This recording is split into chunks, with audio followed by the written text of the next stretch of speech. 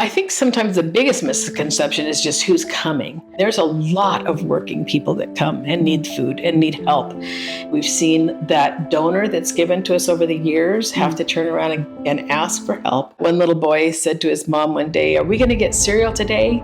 And she said, "I don't know, honey, be quiet." I was able to go back and make sure we had cereal for that little boy.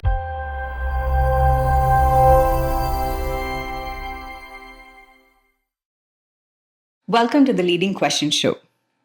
Today we're going to talk about the Auburn Food Bank. By bringing food, shelter, and resources all under one roof, the Auburn Food Bank has created a one-stop shop for anyone going through a tough time. From their grocery-style pantry to the weekend food programs for students, they are dedicated in making sure no one in the community goes hungry. Today, we're going to take a look at how they work and how they help. Joining with us today is the Executive Director of the Auburn Food Bank, Ms. Debbie Christian.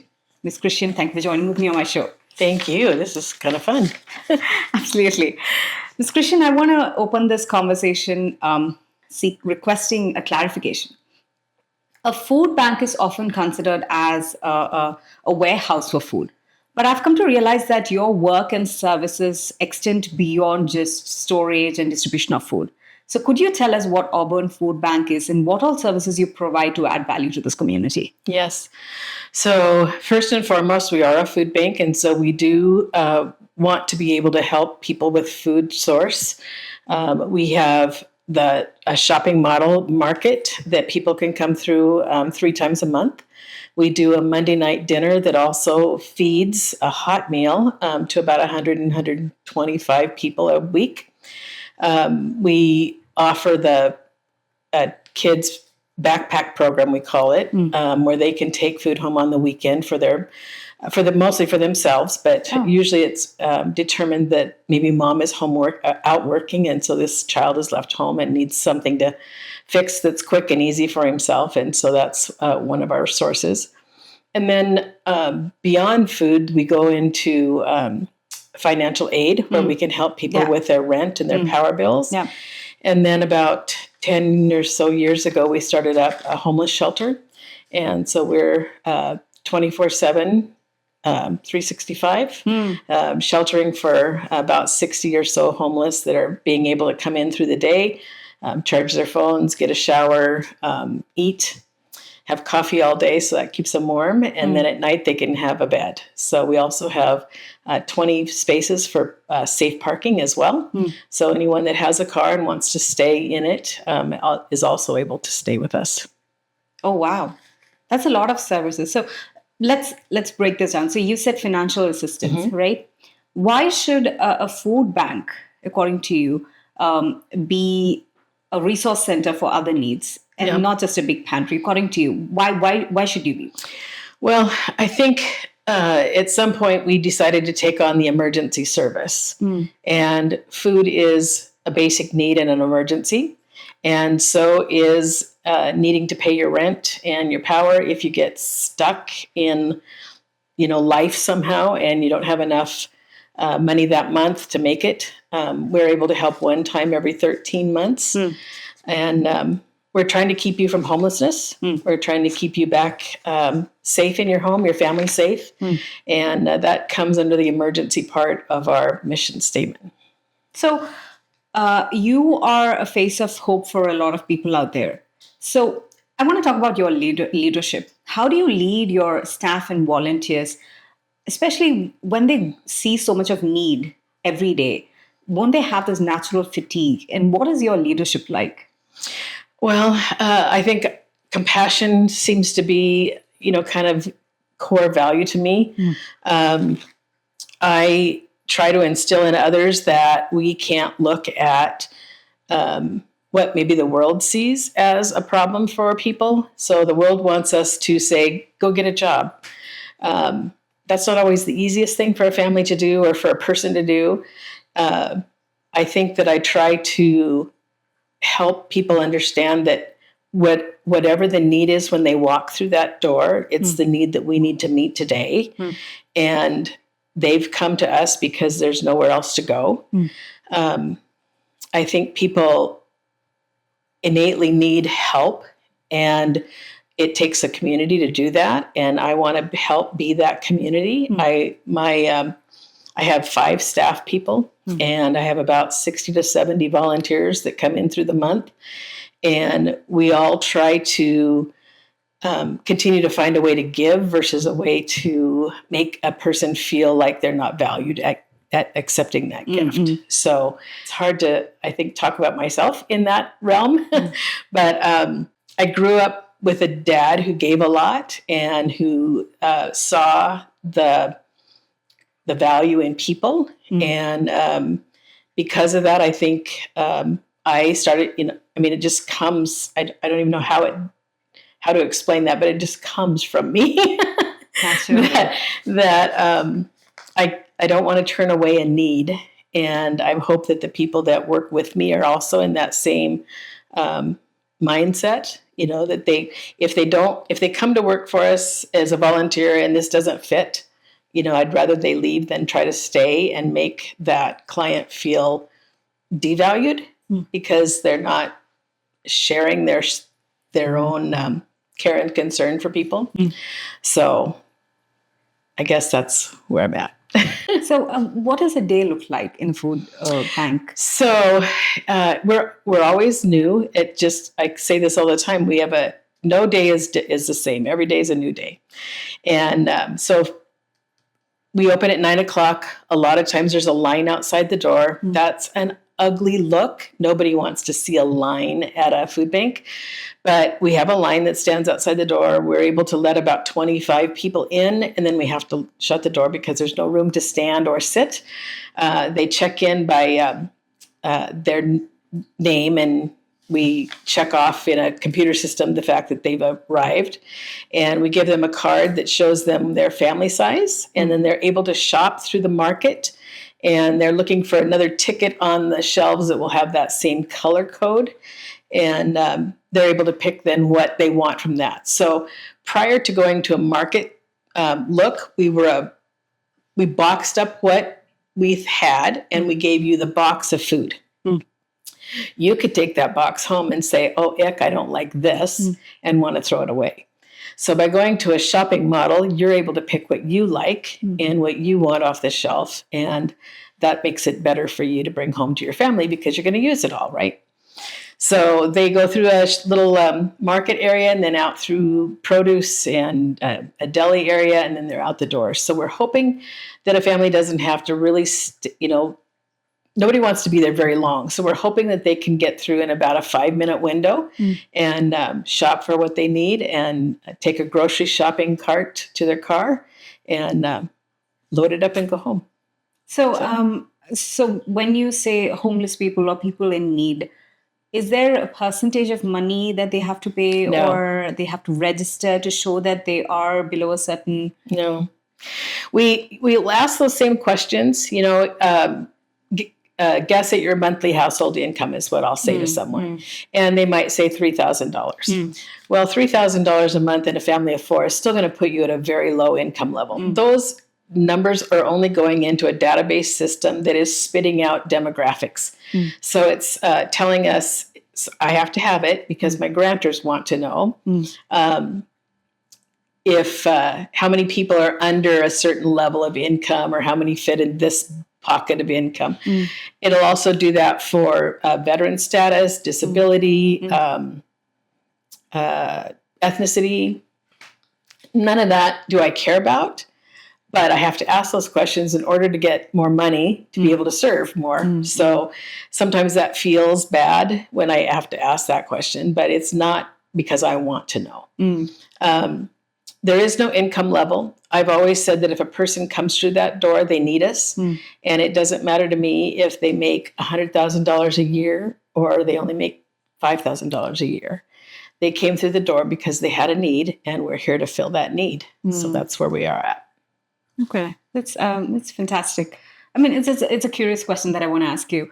Our place is it's a melting pot of different cultures, right? So do you have to meet the needs of people from different culture and their food types, which is not essentially the same for everybody? Correct. More and more we're seeing that need. maybe 5-ish years ago, even, I really didn't see as much of that, where I felt like I had to look for. And the hard part is that I don't get that kind of food in donations a lot of times. So our little small ethnic grocery stores don't always donate in. And part of that is probably because they don't know how. And so we're trying to reach out to some of those communities as well to see if we can't get more of a donation. But we are trying to find a balance for that. And like the holidays, I will try to order like halal meat in so that I can meet the need of that particular culture. It's again, it's not something we ever get in on a donation base, and that's usually what all of our food is strictly donations from grocery stores, from big places like the Cisco's and the Winco's. But there, a lot of donation is still coming from a family like you who's going to bring it in your car and say, "Here, this is what I brought today." So we're trying to pull off in a separate shelving system just for some ethnic foods so we can help everybody. That's fantastic. So how can someone starting off, they don't know how to start off, where to help? How can they donate or volunteer time to add value to the work that you're already doing? Yeah. Most of our volunteers find us by word of mouth. But other ways are, we've got a website that you're able to look at. We're on several volunteer sites. If you're looking to volunteer, there's all kinds of different places you can look for volunteering. And then I'll put a notice even out on Facebook that says, "Hey, we need help," and people will show up. So it's always one of those things that's very interesting. About the time that I think I need to go say help, people show up and I don't need to say help anymore. So it's always a really good circle of need and answer for that. Yeah. And, recently Washington went through this heavy rainfall and flood, right? How did you get your help then? And how do you, pivot your staff from the regular business day to this natural calamity relief all overnight? Yeah. Pivoting is kind of hard. It's mostly in the panic of it. It seems like. So the day that the flood hit, it's like, okay, guys, we've got to buckle down here and start helping. We've got to help more. So what are we going to do? We started taking in donations for the flood victims. So not just in the food value, but we took in clothing and bedding and blankets and, towels and kitchen items and stuff. And so then it's like, okay, where in here can we when we grab a corner so we can put these supplies in. So when families come too, they can also get this. So they're not just coming for food. They're coming because, most of the time they're coming because they need food, and then they find out we have more. Yeah. So we can offer more. And so that makes it a more pleasant experience, I think, when they do come. And they're always surprised when we have something extra. So it's, again, that piece of the emergency need that's in our mission statement, where we decide that this is what families are going to need, so let's see if we can't get it. We started years ago of trying to be that one-stop place, and before we ever had this one-stop building. And so I think in that idea, we became the one spot where people knew they could come in Auburn and get almost everything they needed. If they couldn't get it from us, we had the referral for them that they could go to. So that's worked really well for us. And we just all kind of know that there's an emergency out now today, and we're gonna work to see what we can do to fill that need. So this recent flood, was there something that took you by surprise that you didn't see coming, that you had to quickly plan? I think we weren't expecting. You kind of heard that the flood was going to happen, right? You kind of heard that the Green River was going to flood, but that's been something that's talked about over the years, and it's never quite gotten to this flood stage where people had to leave their homes. They were, and maybe their homes got ruined, or their car got ruined. So those things were surprising to us. It blocked some of our pathway to get us to our bank. To people to the food bank, but it also blocked us getting out to go get food from the stores. So anything north of us was a problem and took extra time. Coming back south, it wasn't too bad of a problem, and people could get to us. And then, this happened out in Pacific. That's part of our service area, is Pacific and Algona. And so then we have a home delivery service as well on one Saturday a month. And so here people are trying to get out to that home, and now they've got roads blocked. So that was a major problem for us to just have to think about how long is it going to take us? We need to get out of here and get over there. So running a food bank requires you juggling a lot of services. What according to you is the biggest misconception people have about a food bank? I think sometimes the biggest misconception is just who's coming. I think most people assume that it's a lot of homeless. I think they assume it's a lot of really poor people, and that's really not it. I mean, there's a lot of working people that come and need food and need help. And, in the market today where the food prices are so expensive, it's been one of those things where I think we've seen that donor that's given to us over the years have to turn around and ask for help. That's not very easy for them. Seniors who've been able to live by themselves and take care of themselves most of their life, now all of a sudden, the prices have almost doubled on some of the food product. And so here they are standing in line, and it's hard for them. It's hard to have to come in when you've been that person who's been able to give all the time. So that's the one thing I think that's always this misconception is, who are we serving? And are you only serving one group of people, like maybe one ethnicity? No, we're serving all of them. And there's not one ethnicity, there's not one level of life that you can say is coming to the food bank. Everybody comes because they have a need. So we're here to do that. So your work, what about the future? Like, if you help a child or a struggling family today, do you feel like you're also helping the schools and communities, in the future? We know that kids can't learn if they're hungry. We know that it's hard to focus, and if we can help in any way to get that food into the home over the weekend, or that mom who comes in with small children and she needs extra help, that's definitely helping in the school system. We try to also help with maybe some school pantries so that they can have snacks at school. That way the kids, if they've done with recess and they got to go to a test and it's hard for them to stay focused on that, they've at least got a granola bar or something they can maybe eat. So we try that. We also, because we work so highly with the schools, then we get it back. They do a lot of food drives for us. Students come in and volunteer for us. They need graduation credit, and there's a community service component to that graduation, so they can come in and do that for us and volunteer. So we get a lot of reciprocal return from the school district. We're really appreciative. That's fantastic. To wind up this interview, could you tell me a moment or an instant that you realize that your work is beyond the Auburn Food Bank and it really affects and makes an impact in the community? I've had a few things that have been, I guess, really, gut wrenching and touching for me. One situation was my office sits off the lobby and I can hear. And one little boy said to his mom one day, "Are we going to get cereal today?" And she said, "I don't know, honey, be quiet. We don't, Mom, are we going to get cereal today?" And I was able to go back and make sure we had cereal for that little boy. And so that just sticks with me so much that all he wanted was cereal. And we were able to do that. A mom one Thanksgiving said she didn't make it to our holiday gifting of food. And she came in afterwards and said, "All I had was spaghetti for my kids for Thanksgiving." And to be able to load her refrigerator after that and her cupboards after that was really special to us. We've had the fire department call several times and say they've come into a home and there's been nothing in the cupboards.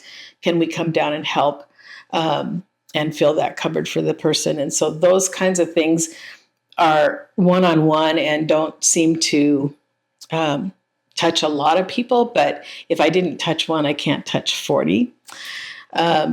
One of the other things we did a few years back is there was a huge fire in town and it took down a complete apartment complex.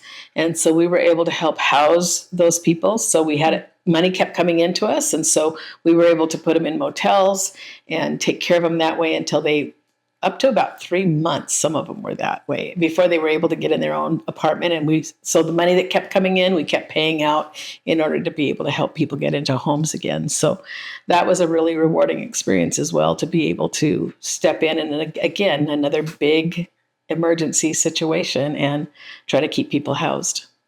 What can someone like me do to make a difference?